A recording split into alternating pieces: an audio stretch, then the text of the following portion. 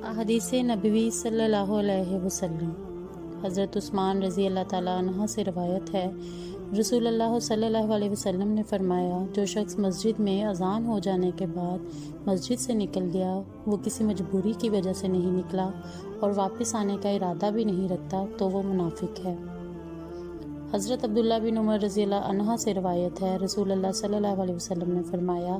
جو شخص اس حال میں فوت ہوا کہ اس کے ذمے 1 دینار یا 1 درہم تھا، وہ اس کی نیکیوں سے ادا کیا جائے گا، وہاں آخرت میں دینار ہوں گے نہ درہم۔ حضرت عبداللہ بن عمر رضی اللہ عنہ سے روایت ہے، نبی صلی اللہ علیہ وسلم نے فرمایا، اللہ تعالیٰ کے نزدیک سب سے زیادہ پسندیدہ نام عبداللہ اور عبد الرحمن ہے۔ حضرت عبداللہ بن عباس رضی اللہ عنہ سے روایت ہے،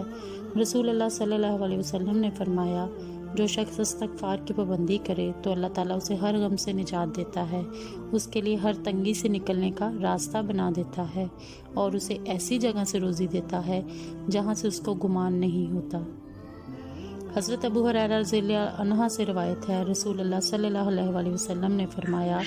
تم میں سے کوئی شخص یوں نہ کہے، یا اللہ اگر تو چاہتا ہے تو مجھے بخش دے، اسے چاہیے کہ پختہ امید کے ساتھ دعا مانگے، کیونکہ اللہ کو کوئی مجبور نہیں کر سکتا۔ حضرت معاذ بن جبل رضی اللہ عنہ سے روایت ہے، رسول اللہ صلی اللہ علیہ وسلم نے فرمایا،